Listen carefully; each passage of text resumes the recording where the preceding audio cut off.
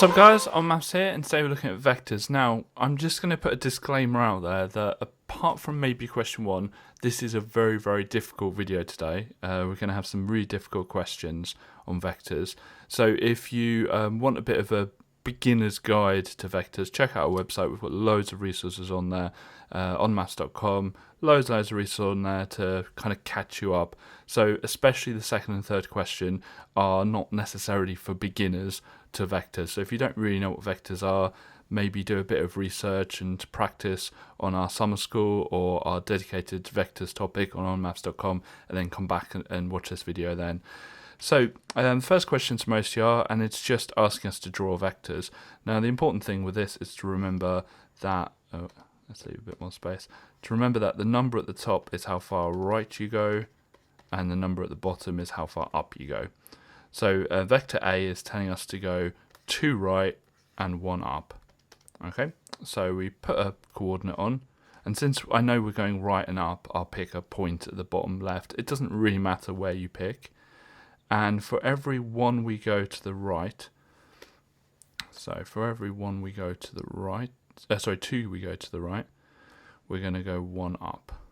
Okay, and then it's 2A, so it's 2 lots of that. So we're going to go another 2 to the right and another 1 up. And that's going to be our vector. So we need to draw our vector in. It will look like that. You don't need to draw the lines. And a different way of doing this, an easier way, whenever you have 2A, you just times the top of the vector by 2 and times the bottom by 2. And so it's 4 to the right and then 2 up. Similar thing with question 2. With vectors, when you add them, you literally just add the tops and add the bottoms. Simple as that. So A at the top is 2, and we're going to add the top of B, which is -2. And at the bottom, A is 1, and the bottom of B is 1. So 2 plus -2, well, the minus wins there, so it's 2 take away 2, which is 0. And the bottom is 1 plus 1, which is 2. So we're going to pick a point, doesn't matter where, and it's just telling us to go 2 up. And so we're just going to draw a line going 2 up.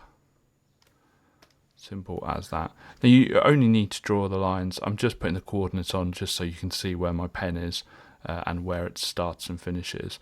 But do make sure that it starts and finishes like 2 squares up. It doesn't matter where. So, I mean, I could have put this anywhere on the grid. Could have moved it, put it over here or down here. Really doesn't matter. With vectors, all that matters is the length of the line and the direction. So if you had a line going 2 squares across, that would not give you the mark. Okay, Emma says if she draws vectors A and B, they will be the same. So they almost look the same. This is saying going 2 to the right, but this is saying it's going 2 to the left. Now with vectors, it has to have the same length and direction. So that she is incorrect because they do not have the same direction. And you don't need to say yes or no because it says explain why this is incorrect. So it's assuming it's incorrect. Why? Well, because they don't have the same direction. Vectors need to have the same direction to be equal. Right, last one. It says find the value of k so that k times a minus b equals c. So we need to just, first of all, I'm just going to write out what a is down here just so we've got it to hand.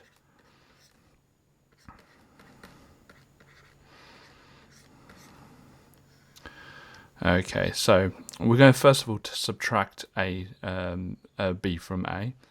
So let's just leave that k there. And so we can do this by slightly bigger brackets. Okay. In fact, we're told what c is, so I can actually just write in the -12 over 0. Okay, so a minus b would be 2 minus -2, which would be +2. And the bottom bit will be 1 take away 1, which is just 0. So that is going to be 2 plus 2, which is 4, and over 0. and we need to get it equal to, so we just look at the tops and bottoms. So what do I need to times 0 by to get to 0? Well, that could be anything. But what do I need to times 4 by to get to minus 12? Well, 4 times 3 is 12, so therefore 4 times minus 3 is minus 12. So on the outside would be minus 3, and that will get us there. So therefore k is minus 3. Now, I may have done a deliberate mistake, or it might have been accidental. I'll let you decide that. Question A, I missed out something, and I've written it in B. They do not have the same direction, so they cannot be the same vector. It's asked us to draw vector 2a and vector a plus b, but I have not given a direction to it. And so I need to have that arrow in there, okay, because it has a direction. Without the arrow, it could be one of two vectors, but with the arrow, it's defined, yes, it has to be that direction. So be sure not to make that mistake, because on the exam, you'd only get probably one of the marks out of 2. They wouldn't necessarily penalise you twice for forgetting the arrows for these kind of questions. They'd give you 1 mark, but they wouldn't give you both. So make sure you have the arrows. Next up, we have our AQA question, and this kind of maybe seems simple, and then it seems really difficult, and then it seems simple again. You understand what I mean in a sec. So we're asked to just show that BCDE is a parallelogram. Now, I normally start off with just trying to visualize what that shape is. So it's this one here. Now, it doesn't look like a parallelogram, but clearly at the side here it says not drawn accurately. Okay, so that's a hint that just ignore the way it's drawn, like the lengths of the lines and the angles of the lines, but the labels on the lines and the general structure is correct. But you can't see whether it's a parallelogram by just saying, nah, it doesn't look like one. And especially the fact it says it is a parallelogram and you've got to show it. So what do we know about a parallelogram? Well, we know with a parallelogram, and let's draw one over here somewhere. With a parallelogram, we have 2 pairs of parallel lines. Okay, we have that one and we have that one. And it could be a rhombus or a parallelogram, but it's saying it's a parallelogram, that's fine. Okay. So with a parallelogram, you only really need to show that one of these, that a pair of them have the same length and the same direction. If you show that, then it has to be a parallelogram. The other 2 sides can't line up in any other way. So really, with this question, we only need to show that the vectors of ED and BC are the same, or the vectors of BE and CD are the same. So you only need to show that one set of parallel sides has the same vector, because within that vector it has to have the same direction and the same length. So the same direction basically meaning they're parallel, but the same length meaning that the other 2 lines have to kind of be parallel as well, because there's nowhere else I can put these 2 lines here and not make the other parallel. So if I move them over here somewhere or whatever, like, it doesn't matter if I make them longer, like this, the purple lines will still have to join up in the same parallel way, and I can move them further apart. So I can move this one sort of down here somewhere. I've accidentally caught the end of that one. So I can move it down here somewhere, I can move it across here. You notice the purple lines always have to be parallel and equal length no matter where I move that. And same if I stretched it out. So what's the plan? The plan is we're going to show that this one here and this one here are parallel. Okay, that's the plan. So DE is already given to us, which is kind of why I picked that one, because it's a little bit easier, because it's one of them's already given. So DE is A minus 3B. Okay, so we're going to pick the same direction, so we're going to try and find out what CB is, just so that we can have the same direction. So it's a easy comparison. Okay, now we can't directly go from C to B, like that road is unknown. We've got to go down roads that we know the name of. Okay, so the route we're going to take is to get from C to B is going up this road, across this road, and then down this road. Okay, and with that purple direction, we will find out the road name of C to B. Okay, so going from C to E, that says it's, well, we're going the wrong way up it, so it's going to be minus. It's going to be minus B minus 2A. Then we're going to go backwards down E to A, and we're adding a negative there, so it's effectively minus 2B. And then we're going to go backwards from A, so it's going to be minus A. Okay. And we don't need the bracket there because there's only one thing there. Okay, now we're going to get rid of these brackets at the start here. So you times the B by a minus 1 effectively, so minus B, and times the minus 2A from the minus 1 on the outside, because that's technically a minus 1 there. So that would be plus 2A. Take away 2B minus A. Okay, collect the like terms, so that would be A minus 3B. And we know we've got it right because they're the same vector. Now, to finish off this question, we need like a little statement saying that DE is equal and parallel to CB. So B, C, D, E must be a parallelogram. Thank goodness they had the spelling in the question of that. And that's all you need to do. Now, you wouldn't lose marks if you then showed that CD was the same vector as BE. In fact, you could have only shown that those two were the same and you'd get 3 marks still. But for 3 marks, what gave it away to me was it was only worth 3 marks. And that seemed like a lot of work to see, to work out 2 pairs of parallel vectors. So, you know, if you're not sure in the exam, what you could do is just do what I've done here. And if you've got any time left in the exam, you could go and show that the other 2 are the same vector as well. But it's probably not worth spending your time on during the exam, like before you finish and before you've got maybe a little bit of spare time at the end. So we've saved the best one till last, the Edexcel question. I like this question. I like all the vectors questions because there are some that come my way that even with me, with over a decade of experience in doing these, I still have to like sit and think and get my paper out and start just working stuff out. So there are some great vector questions out there that just really push you to the max, and maybe this is in that tier as well. Because it looks so simple. It's just a nice, easy parallelogram. But when you read the question, you start finding out that actually it's not as simple as that, and there's things you need to draw on. So the first thing we're going to realise with this question is that x is at the midpoint of line AC.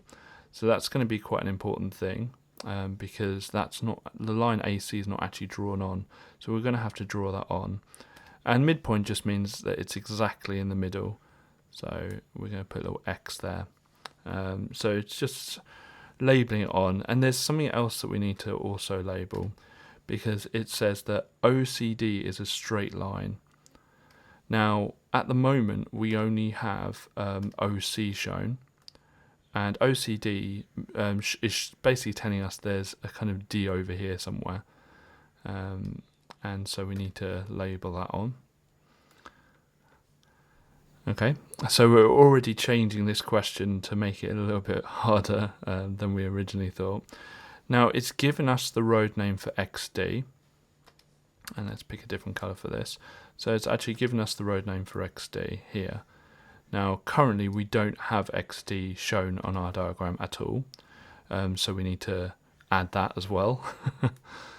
And what I would do is just label it with the, so it's going from x to d, so the arrow will be this way, and just label it with the vector given, just so we've got it there for reference later on. Okay, and we're trying to show the relationship between line OC, which is labelled with a C, and line CD, which we don't have a clue at what it is at all. So essentially, all we need to do is find out the name of this road here, and then the rest will kind of follow on from there. So we can't go directly from C to D because we have no idea what the road name is, but there are things we can do. We can go from C to X to D, and that will show us the road name of C to D, okay? But you might be saying, we don't have this road name yet. Well, we kind of do. We can work it out, because if we knew the road name of C to A, and that's the first bit of this, if we knew the road name of C to A, which we can work out because we go from C to O to A, so from C to O is minus C, and from O to A is plus A, because we're going the right way down the road. We can actually work out C to X, because C to X is a midpoint, which means it's exactly half the distance but the same direction. And so if we halve both of these vectors, if we halve the minus C, and I'm just going to change that because it doesn't look like a minus, it's kind of joined with the fraction there. If we halve the C, I forgot the C, and if we halve the A, then that gives us C to X, because it's midpoint, it's half the distance. And what some people do is they write half brackets minus C plus A, and then they expand the brackets, and that's fine too, because it's half the distance but the same direction. Okay, so we've got from C to X. Now we can work out from C to D, which is the vector we've just written, will get us to X, and we're given the vector from X to D, so it'll be plus 3C minus half A. Okay, so we've got half A minus half A, well that gets rid of the A's, and we've got minus half C plus 3C, so that would be 2.5C. Now it might help us maybe later on to write that as 5 over 2C. Sometimes it helps being like having top heavy for especially when you're working out ratios and stuff later on.